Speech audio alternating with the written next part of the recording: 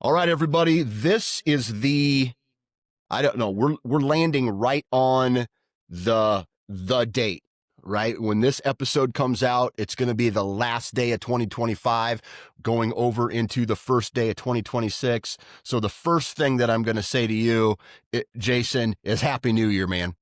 Hey, happy New Year to you too. I can't wait to start 2026. Yeah, man. I'm pretty excited. And first off, I have to ask you, were you a part of every episode in 2025, or did you start later in the year? I started in 2024. Okay. It was the tail end of August or first part of September in 2024. I only missed one or two in 2025 when I was in Colorado hunting, I Yeah. think.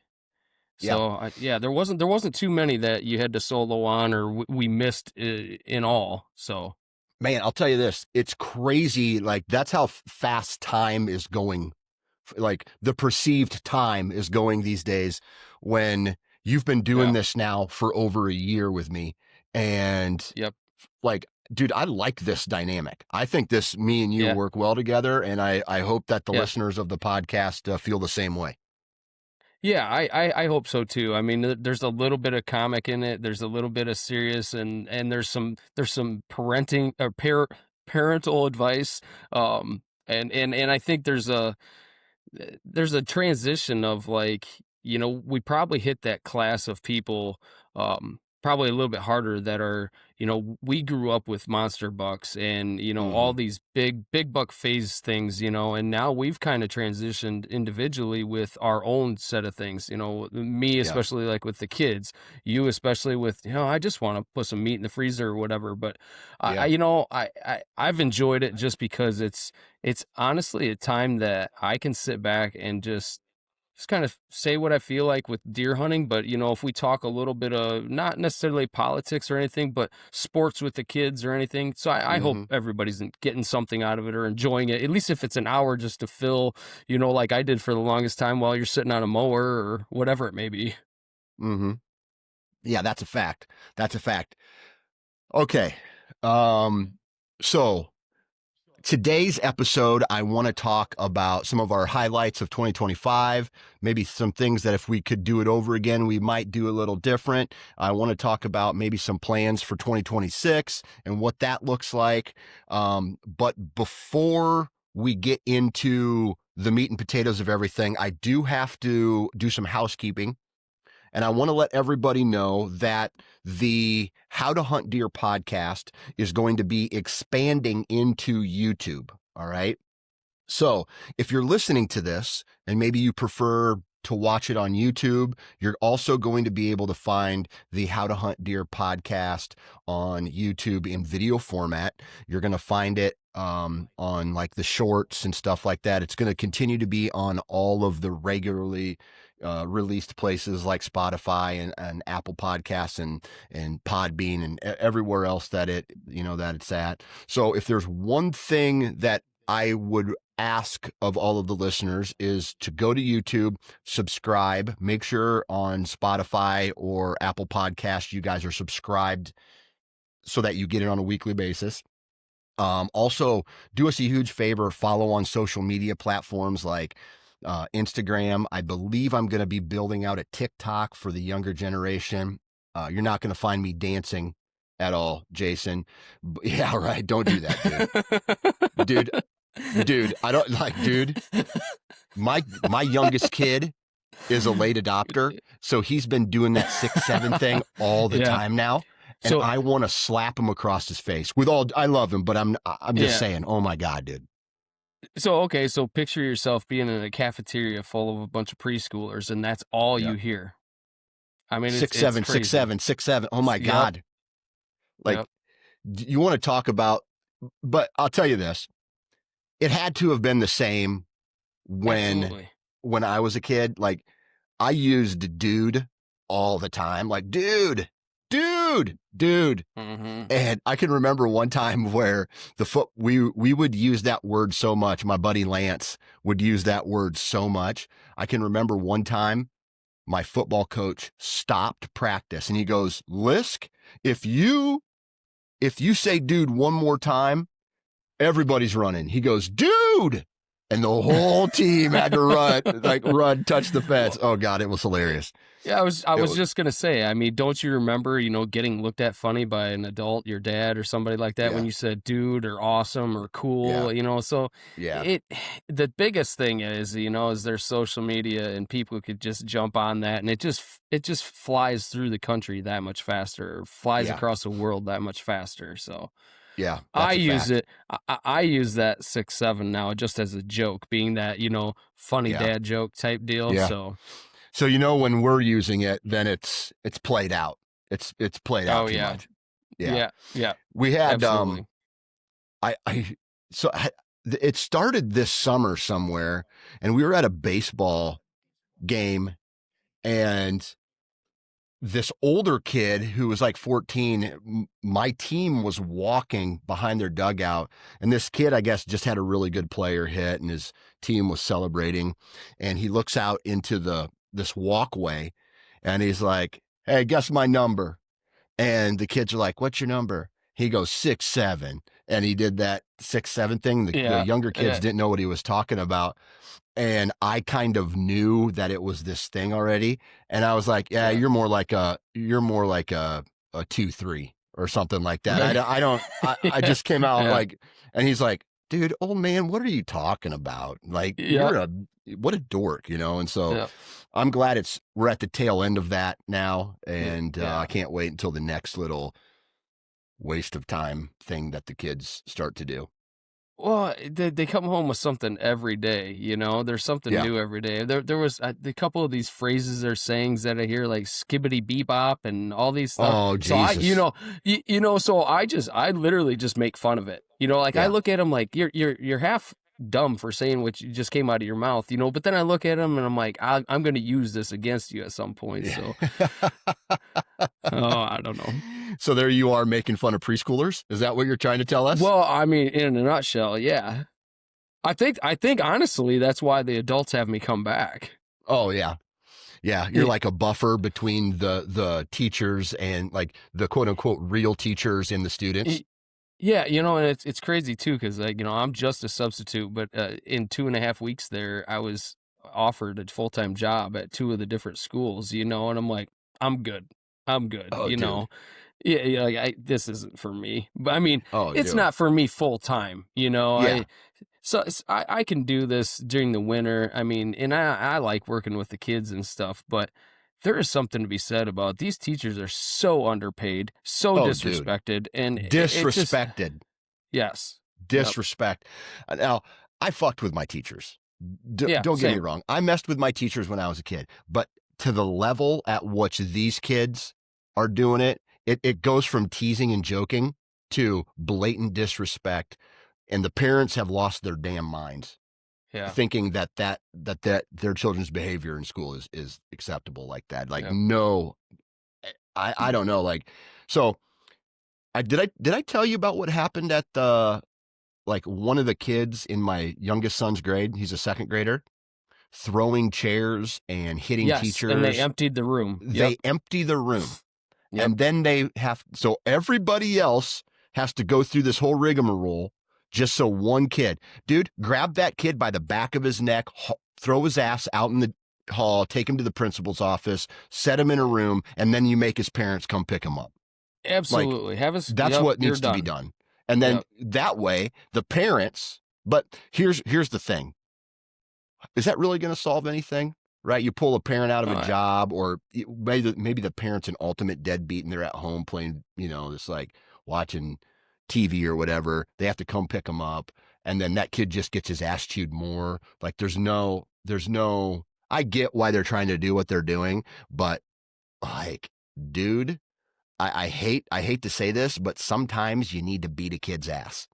That's that's a motto. Like, I'm not talking about physical beating them. I'm talking about like when my kids get out of hand, there is a correction.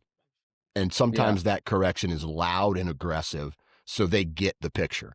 And I think you used a perfect word there. Sorry to interrupt, but correction, that's the thing. There needs to be some sort of correction. Yeah.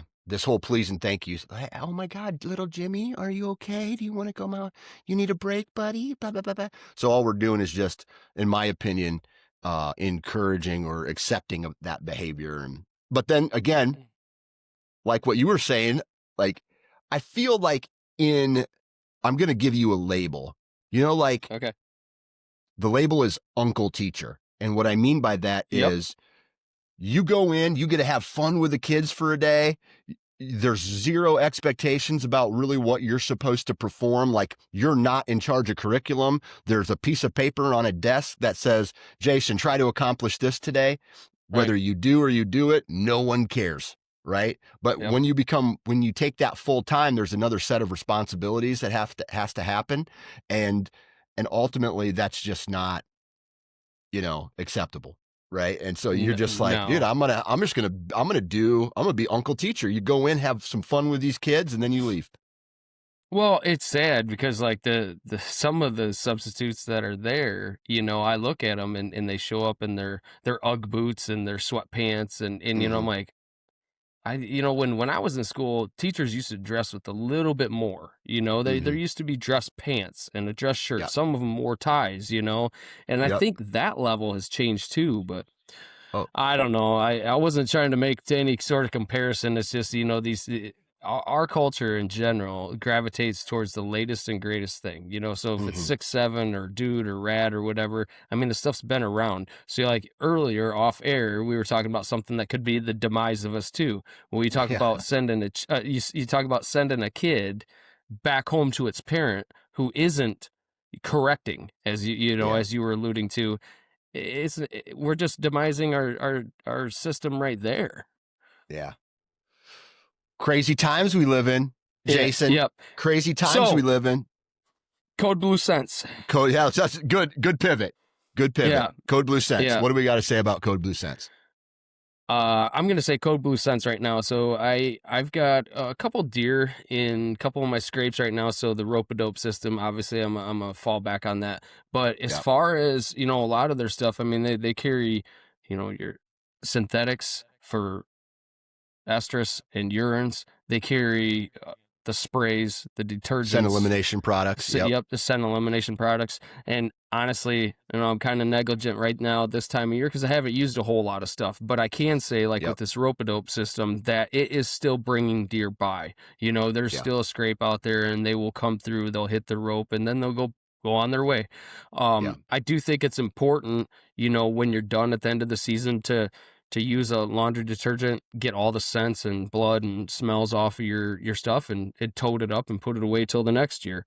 Yep. So I would definitely check out Code Blue Sense as far as everything that they have to offer. So, yep, 100%. And I think sometime in about March, we need to bring back up the mock scrape conversation again. If not to just get out there, lay the groundwork for where you feel mock scrape might be useful in, and start it in March before all that other stuff grows up. And it basically, the only thing you'll have to do is sometime in early September or late August, go out there, put the preorbital gel, the rack rub on it, and then just kind of walk away from it. So I think it's a step-by-step process. And I think the reason why this year for my mock scrape worked so well is because it had an entire year to set out there in the woods. I didn't have to do anything other than get a weed eater on the ground and tear up the grass underneath of it. And then the rope was already in the tree. So year one for me worked really well. But year two was even better because it was established and the deer knew it was there and they came back to it. And it was a light switch moment. It wasn't like they're constantly hitting it all year round, because deer don't do that. Right. They do care about scent, and they'll check scrapes, but obviously leading up to the rut, deer are going to check scrapes way more. Right. So, mock scrapes, all that stuff. CodeBlueSense.com, discount code HTH20 for 20% off.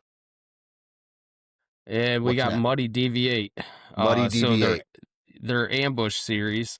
Yep. And I've said it a million times about this. You know, they have everything from their boots to your outer garments, and it's probably geared more towards you're going to get by in the Midwest with hunting into that first, second week of November. You know, Yep. you're probably not going to hunt the frigid part of a winter with what they have to offer right now, but it's definitely a full line system. You know, even if it's something that you want to pair with something you already have, you pick up a Yep. pair of base layers, you know, or a pair of boots and easily match it up because they have the Bottomlands camo and definitely worth looking into.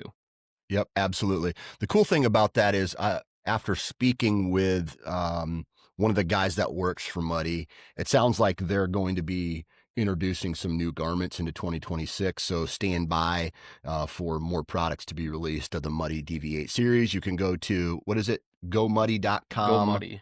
Yep. And then you click on the footwear and apparel little link, and it's going to take you right to the DV8 series. So, all right.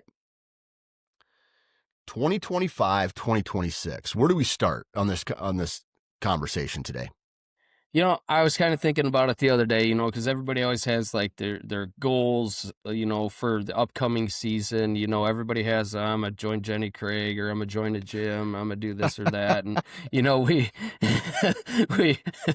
we went to church yesterday, and it was a great sermon. And it was basically, you know, taking and enjoying what's in front of you instead of looking for the latest and greatest or the next thing, you know. Right. And this kind of alludes to a little bit like what we were talking about earlier off air, or even with the preschoolers and stuff, is, you know, a lot of times I think what the disconnection is anymore is just as humans, we're always looking for the next best thing, you know. And I could say I felt guilty to that we did here at this house.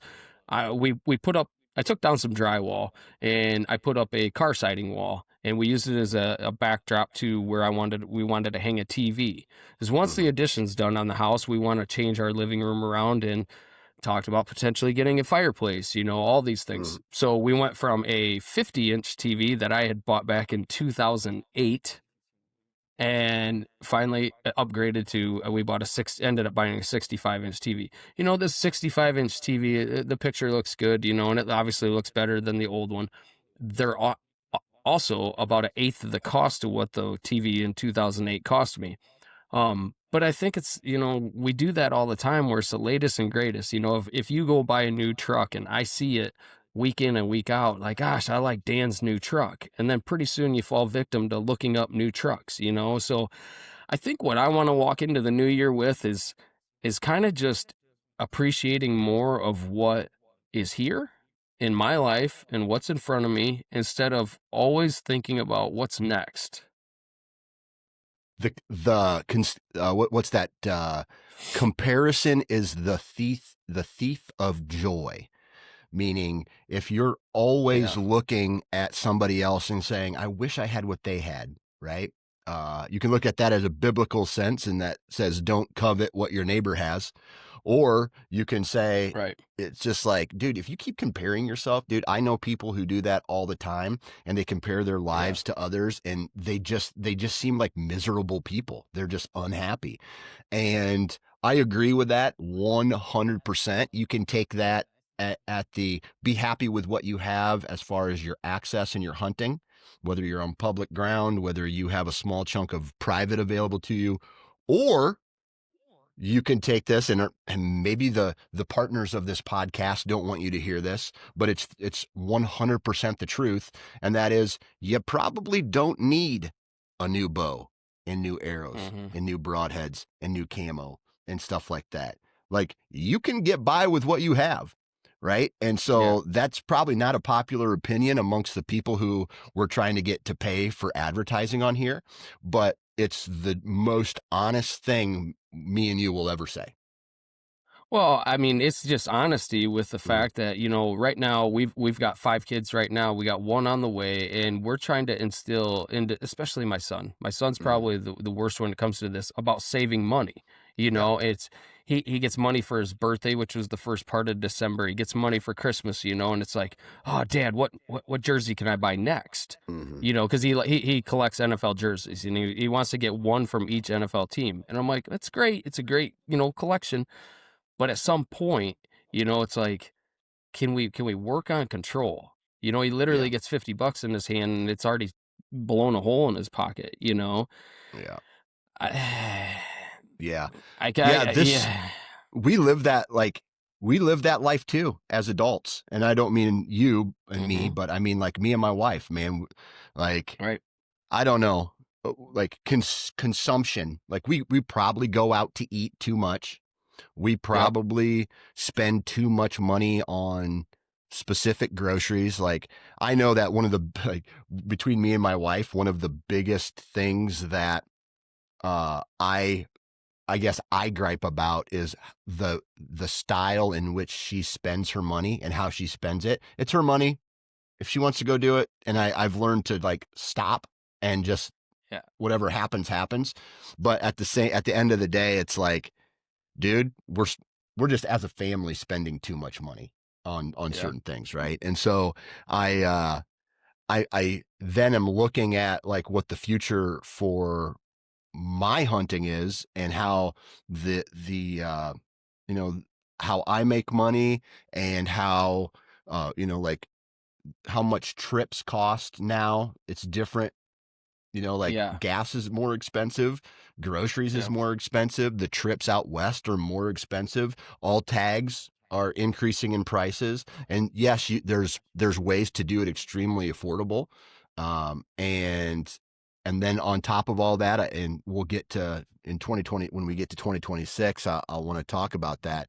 But dude, everything is changing and Yeah. we have to learn how to adapt in order to keep doing it because like and time, like where I spend my time, that's something where if I look back into 2026 or 2025, if I look back at that, I go, dude, here's the big takeaway for me. I need to schedule my time. I can't Mhm. just be like, hey, listen, I want to, I need to go down to the farm and hang trail cameras this weekend. I can't do that Right. willy nilly anymore because I'm Yep. involved in so many activities and, like the kids. And then I need to be able to be like, okay, in March, I'm going shed hunting on the farm. And while I'm there, I'm going to do some hinge cutting. I need to do that. Yep. I also, and have a list to be more prepared for what it is I'm trying to do in in like moving forward into 2026, dude. That's one thing that because what happens is in 2025, I said to myself, I'm going down to the farm on this day. We don't have anything planned. And it's my only day off. But I woke up in the morning, I'm like, it's too hot or it's too wet or and I made an excuse to not do that and to do something different. And Mhm. then what happened was this year, dude, I should have had tree stands moved. Then I hurt my knee, and so I couldn't do a run and gun into this little thicket where there was more deer movement this year. Right. And so it was because of lack of preparedness on my part. And so for me and my schedule, I moving into 2026, I need to schedule everything out more. Mhm. I So, mean, you know, as talking about schedules and everything, time is a thief. You know, you watch your kids grow up and everything, time is a mhm. thief. And if you don't start scheduling it at some point, it either doesn't happen or time's gone by and on to the next thing. It's I here and you're like, "Oh yeah, shit, I'm not prepared at all." Yeah. right. Yeah, I mean, we're hit at that transition right now here with sports and stuff, you know, so we've had a couple weeks away from everything, which is kind of relaxing in itself. You know, going into the new year, we'll start basketball with, gosh, what, all five kids basically at some point, and we'll be running around like crazy. And at that time from when basketball starts to the time that it ends will literally fly by, you know? So trying to fit anything in between in there, that's difficult. So like what you said, if you want to plan something for February or March, you better start doing it now. Hey, I can't hear you, Dan. I blew There you go. I muted myself because I still have this nasty cough, right? And this nasty like runny nose. I dude for literally 6 weeks now. It's crazy how Yeah. long I've been like congested and stuff. I don't know if it's something in my house or what the deal is, but anyway, yes, scheduling, it was a weakness in 2025, or it was lack of scheduling. It didn't even exist. I needed to be more involved in preparing myself and getting things set up for the, you know, just having a cleaner schedule that allows me to be like, okay, today's this day. It's on the calendar. My wife knew about it last month. I'm going to go, and Right. I'm going to involve the kids with me and stuff like that. So that's one thing that I possibly would have changed and want to correct for the new year. But do you have any other, not necessarily regrets, but things that you learned in 2025 that's going to result in change for 2026? Hmm. For me, I think it's just honestly just to slow down the process, enjoy it, and especially when it goes to time with the kids, Yeah. enjoy that process because they just, I mean, in a blink of an eye, snap of a finger, they're grown up, so Mhm. a huge shout out to my stepdaughter. So she bought me this shirt here, senior citizen texting code, and you can kind of see the abbreviations. So my oldest stepdaughter bought me that, and doing the math on it, obviously having a kid in May and being 45 right now, I'll basically be able to punch the senior citizen clock by the time this kid hits college. So um That's hilarious. so We sound anyways, like a bunch of old people just coughing like, yeah. ah, rah, rah. Yep. Yep. All right, go ahead. So as far as that goes, I mean, I think that's one thing, just slowing the process down and trying to enjoy each moment or each day a little bit more. Reflecting on positives, not so much on the negative, because I Mhm. think just as humans, man, we gravitate towards so much negativity all the time that I think we can find just a sliver of positivity, and if you make that a habit, I think your days can become a lot better when you pile that stuff up. So I think Yeah. just those things, man. I don't, I'm not going to sit here and be like, oh, I got to start working out more, or oh gosh, I need to start saving money better, or man, I need to. It's nothing like that. It's just, I think just slowing myself down, I think is going to help with, functioning as a family, but even, going into the deer was, when we were doing the Code Blue Sense commercial, I was thinking, hanging a rope system to me is about like hanging a tree stand, the time and the preparation and getting that rope in the right place and then conditioning to the next year, little things like that, I think is where I want to focus, like as far as deer hunting. Spend a little more time finding the perfect tree, spend a little more time setting up the perfect scrape, spend a little more time with your trail cameras. Right now I had one trail camera stop working, period, but then I've got 4 cell cameras that are still out there, and, 2 of them are leaning gangster style, and, Yeah. it's probably because they're on a stick or, and they're in the mud, and we've had major warm up last week and into yesterday, and now we've got this massive cool down, so that thing's gonna be leaning sideways until I get out there next, so Right. I think just slowing it down. Yeah. Let's see here. Things that I would have done differently, or okay, here's what I've identified. I have this one farm. We've talked about it. It's 3.5 hours, 4 hours away from where I live, in the same state of Iowa. But the deer hunting is way less pressured on this farm, so it's worth going there.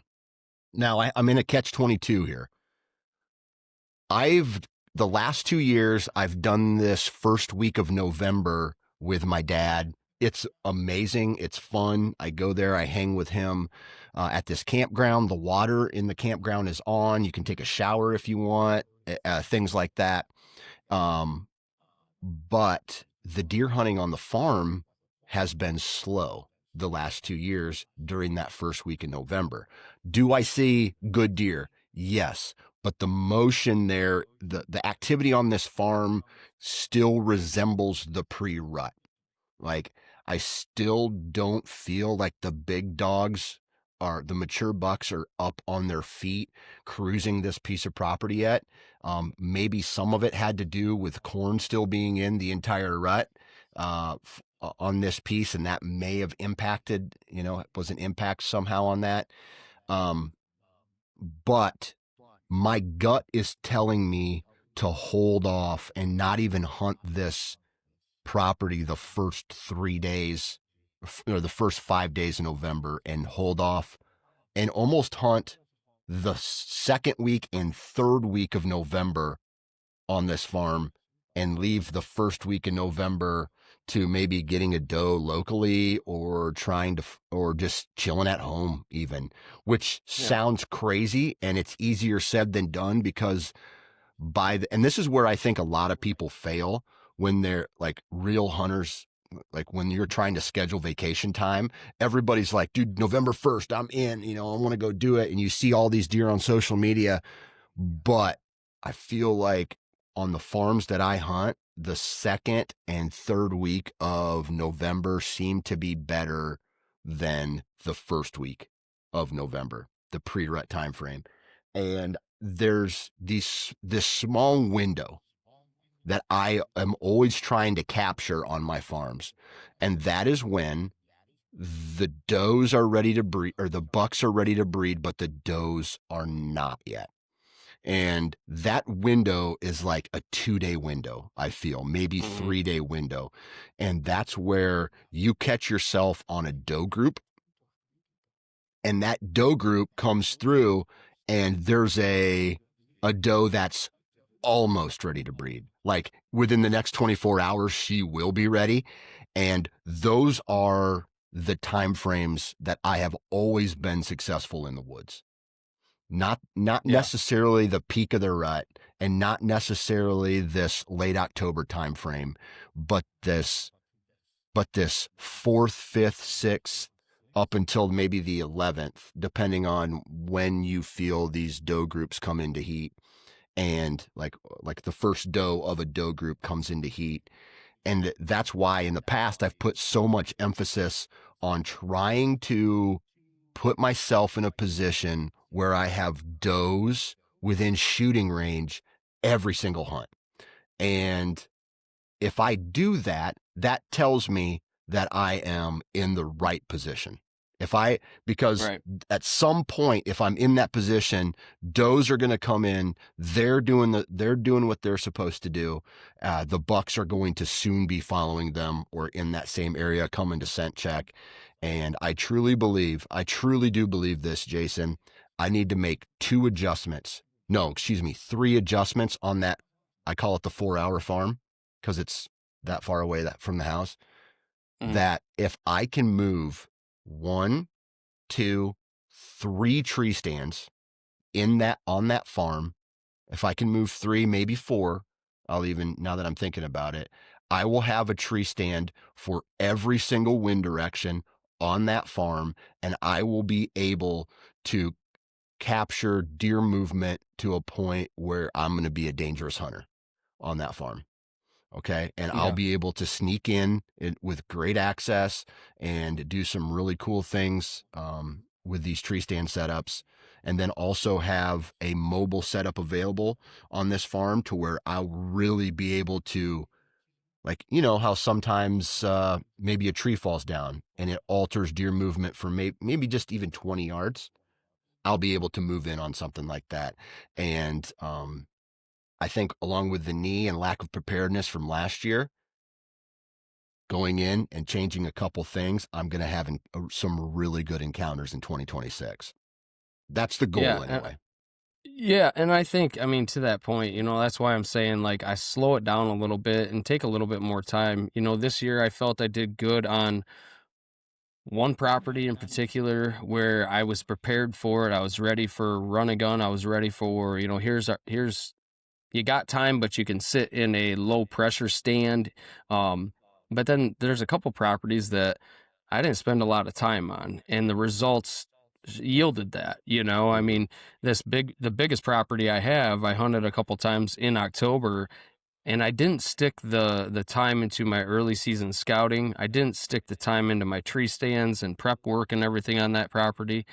And lo and behold, there wasn't a whole lot of intel, because I didn't have a whole lot of cameras there. And I didn't, Yep. so And that's my big piece, you know. So you'd think that your big piece would offer the most amount, you know, in the whole season, but it's Hmm. not necessarily how it goes either, I guess. But Right. I think that's where I just need to slow down and maybe take a little bit more time with each one, and then they'll show a little bit more in the end with it. Yeah, As absolutely. as as far as you know, I don't even really want to talk about like a goal thing for me or anything. Hmm. Uh, it's been a couple years since my daughter shot one. My stepdaughter's kind of slowly getting into it. My son Hmm. shot his first one, you know. So just looking back and reflecting on it, I think all in all, it was a pretty successful deer season. You know, I was able Yeah. to shoot one myself that was a pretty decent buck. Um, but I can't give you a goal, you know, like, Right. do you have a inch goal, a age goal, or anything like that? Nah, it's not even that anymore for me. Yeah. Yeah. I've always been, and one thing I guess I shouldn't say always, because I used to be big buck or bust, right? Go after a big Right. deer, top 3 deer on the farm type of deal. I used to do that. I've kind of come away from that the last couple years. Last year I didn't even shoot a buck in Iowa. This year I had a very big sliding scale where I had an opportunity on a 3-year-old and I took it. Right. It's, Yep. like a 125-inch 3-year-old dude. He might not even be 125. So, Yeah. and that, like hearing that in Iowa, in Southern Iowa, where I'm from, it's just like, oh, what's this guy doing wrong? Like I just literally am almost exhausted from the talk of big bucks these days. You know what I mean? Don't get me wrong. Sometime about July in 2026, I'll be like, oh shit, look at this buddy, like this big giant Yeah. velvet buck Yeah. that showed, and I'll go out and I'll hunt them, but like the end Right. result doesn't matter to me as much as it used to. Um, so I'm always like I'm on a sliding scale now where I'm gonna I'm going to dedicate a lot of time going to and hunting for, putting myself in the best position, passing young deer in certain scenarios. Like this past year, I passed probably 145, 140, 145-inch 10 with a split G2, or excuse me, a split G3. If that buck makes it, he's going to be a freak next year. And Yeah. so I'm hoping that he shows up as a 4-year-old. And as a 4-year-old, maybe I try to shoot him. But with that said, I'm on a sliding scale, and I missed a really good 10-pointer this year, and then I also did not have any encounters with the number 1 or number 2 target bucks in on that farm, and so I my scale slid down to a place where I wanted to shoot a deer. I wanted to shoot a Yeah. buck. I hate to say it, I'm not in the business of passing deer. Like maybe my trigger control is not where it needs to be, but I shot an 8-pointer, right? A three Yeah. year old 8-pointer in Iowa. Big deal. I enjoyed it. I got a kick out of it. Meat's in the freezer, Euro mounts on the wall, and I'm happy with that. I really Yeah. am happy with that. That's in a nutshell, that's what it needs to be. You Right. you know, make your hunt, you know, what Mm-hmm. makes you happy is part of it. I Right. can't sit there and look at it like, oh, I shoulda, coulda, woulda, or whatever anymore. You know, there used to be a time when it was all about inches and how big, Yep. and you know, if you shoot one big enough, maybe it'll be on a magazine, or you shoot one big enough, maybe Bass Pro will buy it and want to put it in their store. You know, all those things, that is completely irrelevant as far Mm-hmm. as learning the process of becoming a deer hunter. You know, Yeah. the whole process of it to me has been full circle, you know, to where Yep. I feel like I've accomplished what I'm going to accomplish as far as a deer hunter. But now that I'm bringing my kids into it, now I can pass that down to them and watch them full circle back to me to where they hit an age and then they're like, hey, dad, you want to go hunting with me? You know, that's what's going to be probably the biggest thing for me looking forward. Yeah. Um, as far as any goal, I guess I going back to that, you know, it'd probably be shoot my bow more. You know, I'd like to Mm-hmm. spend more time outside shooting my bow more. I'd like to spend more time prepping sites for whether it's food plots on property we own or the tree stands and the cameras and the ropes and all that. But outside of that, just sharing the knowledge, sharing the fun of being Yeah. outside. Yeah. My kids, 2026, my kids are going to be a major priority in my outdoor experience. And what I mean by that is from not just hunting, but fishing and camping. If they want to do those things, I'm going to make myself available to do those things for those Right. kids, right? And Yeah. so, because I think here in a little bit, my kids are going to be past that age and they're not going to want to hang with dad anymore. They're going to want to go do the friend and the social thing. And so I think I only have a couple years, especially with my daughter.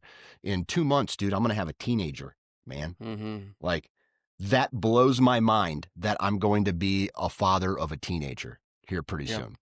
And it just makes you realize that time is going by extremely fast, and I want to celebrate all of the things that I can at these moments. So, fishing, camping, like maybe crazy little trips where it's just like my wife may not be a part of them because she's Yeah. not really, she's a outdoors person in the sense of she likes to be outside, but only for a limited, like she likes to be outside, but she doesn't like to be outside like I like to be outside. Like Yeah. I could be in a pair of waders wading through a swamp and be completely at peace. That's not her style, right? Yeah. Like she's a patio outdoorsman, or hey, let's go to a national forest, but let's stay at a hotel. You know what I mean? She's that Right. Right. kind of enjoys the outdoors. But for me, I really want to, if my son likes to watch these YouTube videos. Okay. These YouTube videos are of like these people who are going camping or going fishing, and then they go and they hunt something. And it's Yeah. not even like, there's no emphasis on antler size. It's like the process. So it's like, hey, we showed up, we set up camp, we went and we shot this deer, and now we're back at camp and we're going to cook it, like, or a duck or, Mm-hmm. a fish. And so it's this whole process. And then at the end of it, they're like, well, time's up. We got to get back to work. And then they go home.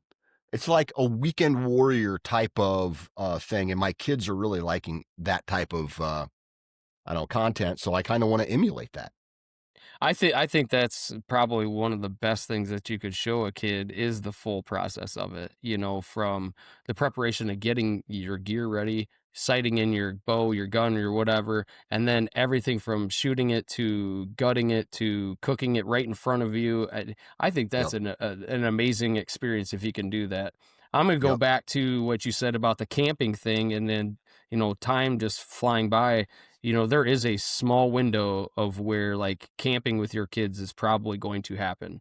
And then Yeah. it's going to become, well, but my boyfriend or my girlfriend or whatever it Yeah. is type Yeah. deal. And it's like, yeah. So I think that's something I will take advantage of this summer too, hopefully as well. And that's a whole nother thing. You got to make sure you're writing that down and planning that and putting it on the calendar. Cause if you don't, it won't happen.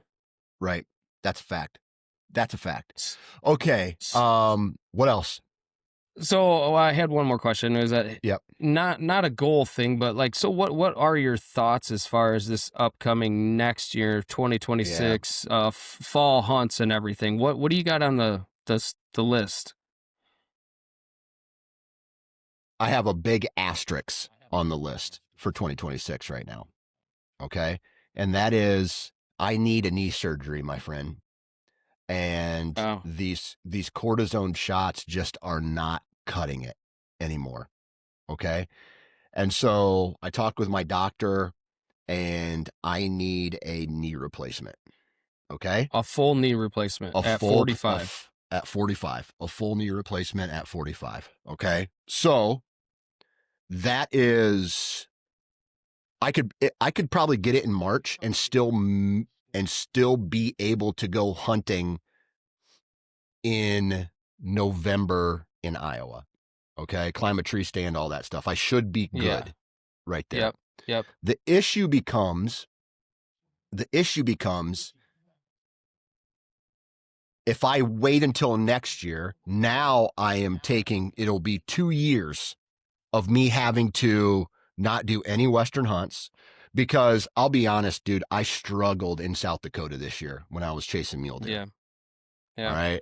I need that knee surgery.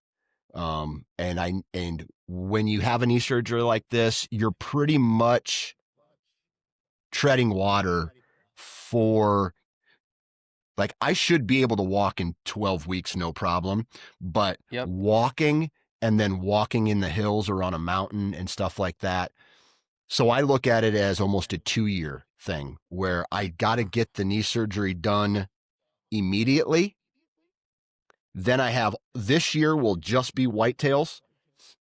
Depending on how I feel, maybe in November I can do some, maybe hop across the river and into Wisconsin and maybe do some public land run and gun type stuff.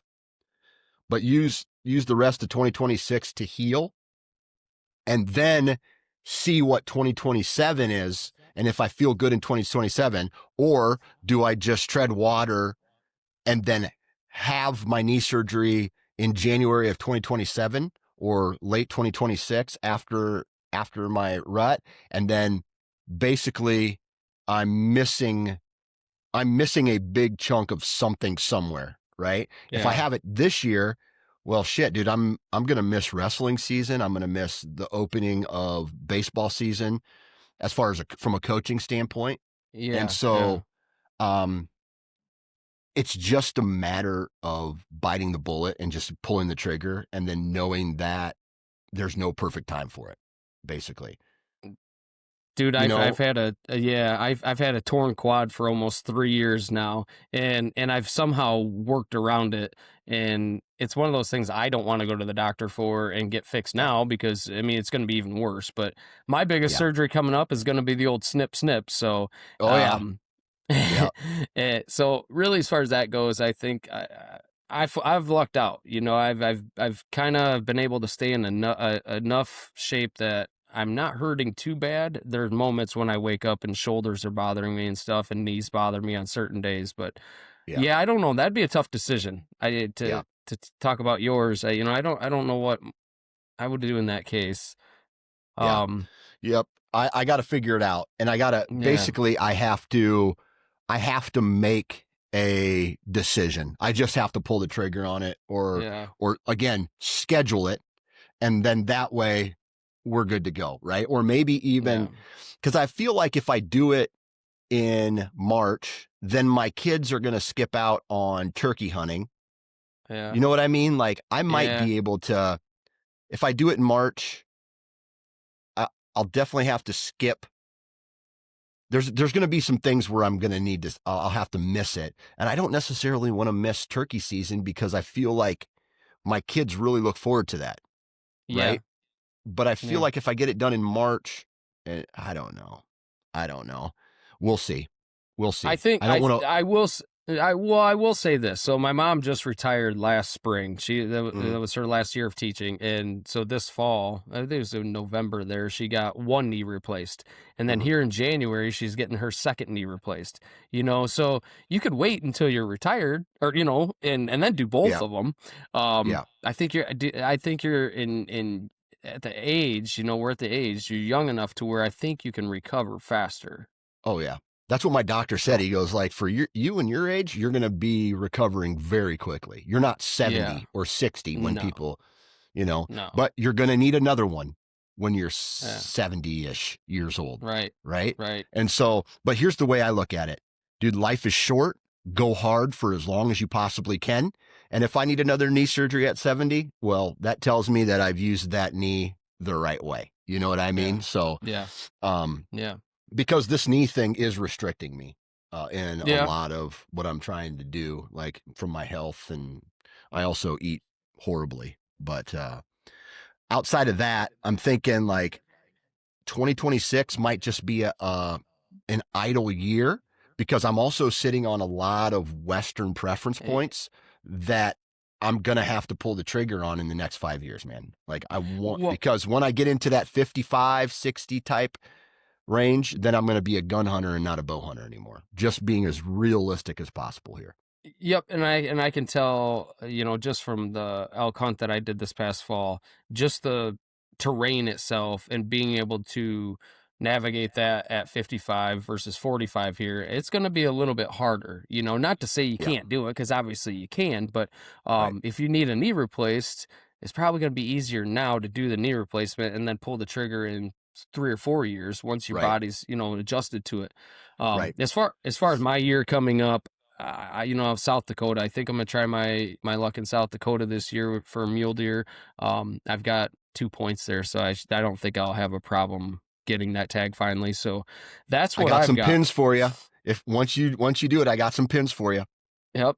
Yep. So I think that's what I got for this year. I'm not going to go multiple states or anything like that. Just hit South Dakota and then enjoy stuff here at home and try to get the kids out a bunch more and be ready for maybe just those goals I talked about last year, trying to shoot Yeah. a deer with my recurve and Yeah. things that we kind of fall back on and or lack in and we Mhm. don't end up coming through with. I think those may be things that I spend more time with and focus in on. So I like that.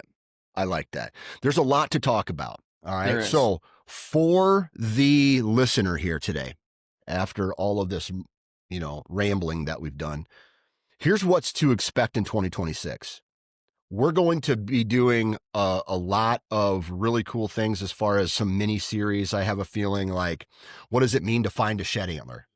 What does it mean? Like, we're going to be getting into the spring where I know you have experience in food plot, and I'll be doing some additional habitat work on the farm that one of the farms that I have. It's continued, like hinge cutting and some timber stand improvement, getting rid of some less desirable trees and things like that. And we're really going to take a look at those types of things. We might be even bringing in some specialists to talk about those types of things and what that actually means and the success and the failures and what to do and what not to do and certain things like that.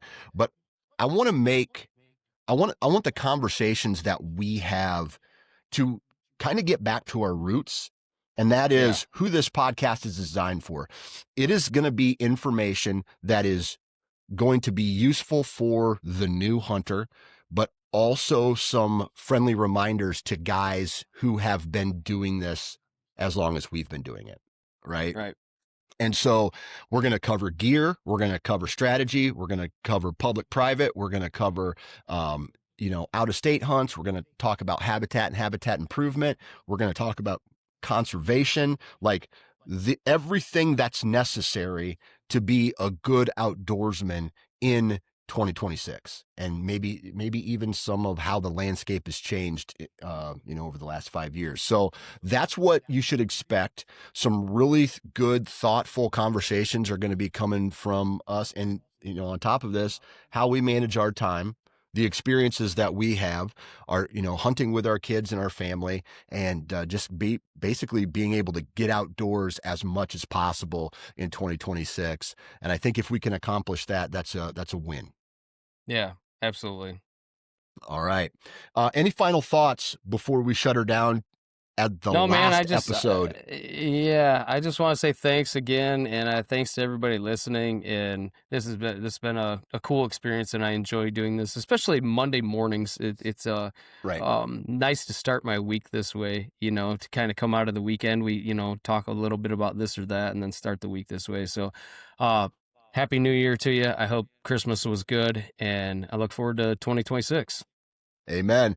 As always, please go to iTunes or Spotify, wherever you download the How to Hunt Deer podcast. We are now available on YouTube. So make sure you subscribe wherever you download the How to Hunt Deer podcast, and make sure you subscribe on YouTube, because we're going to be doing some cool things throughout the year. There's going to be an additional video element where there's going to be videos of Jason and myself, maybe recording how we set up our mock scrapes or how we set up our tree stands, just some really raw, quick educational clips.